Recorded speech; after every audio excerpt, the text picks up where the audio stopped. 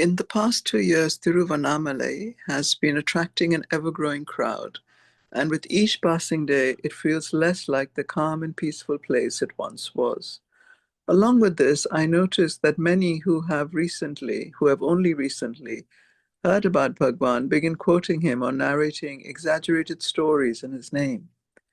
Having been with this Ramana Maharshi UK Foundation for the past 8 years and relying only on what Bhagwan himself has written, I can clearly see that much misinformation is being propagated under his name. This leaves me with a question. Bhagwan himself did not interfere when misleading or false accounts were published during his time. And today we see blatant inaccuracies being spread as his teachings. Do you feel it is best to remain non-interfering as Bhagwan himself did? Or should we sometimes step in to clarify these distortions when we come across them? The truth is, most of these people are actually not interested in the raw teachings of Bhagwan. Yeah. Sometimes it may be appropriate to point out inaccuracies, but we don't have a mission to, that is the misinformation has been around since time immemorial. There have been misinformation of so many types. It has always been there, and it always will be there. And spiritual teachings are often, in the course of time, they get mixed up with misinformation. In the 4th chapter of Bhagavad Gita, Krishna begins by saying, I taught this originally to the sun god, and he taught it to the Raja rishis. He talks about the succession of it was taught by so and so to so and so, so and so. But over the course of time, it got lost or it got diluted.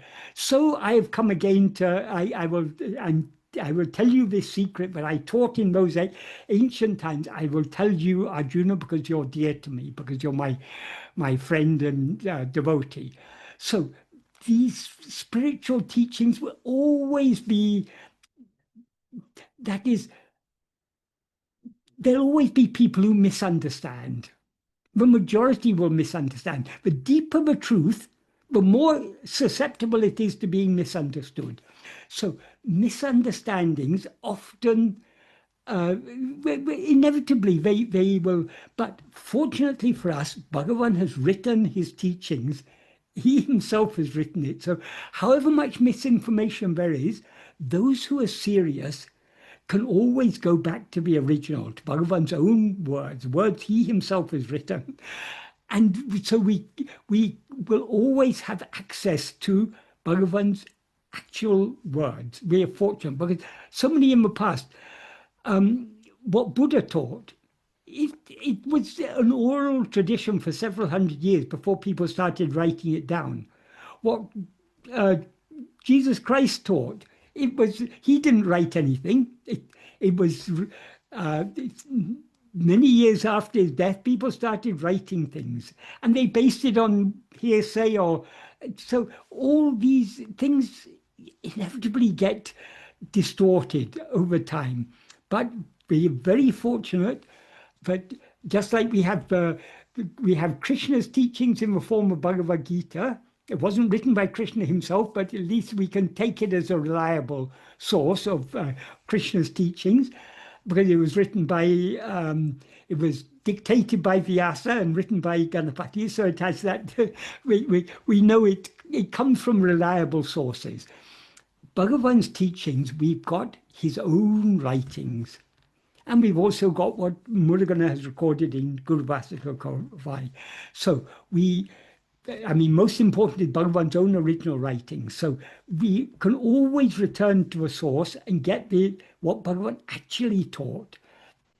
But inevitably, things will be misinterpreted. And we live in the age of this internet used to be called the information superhighway. but it's now become the misinformation superhighway. There's far more misinformation than there is information. And we need to use our judgment to separate what is reliable from what is unreliable. So,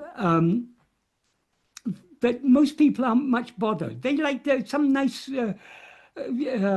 saying. It's been attributed to Buddha or to Krishna or to Ramana. Whether it's actually been said by them, they're not concerned. It's a nice saying. They quote it, and someone else hears it, and they understand it in their own way, and they quote it in their own way, and it gets distorted over time.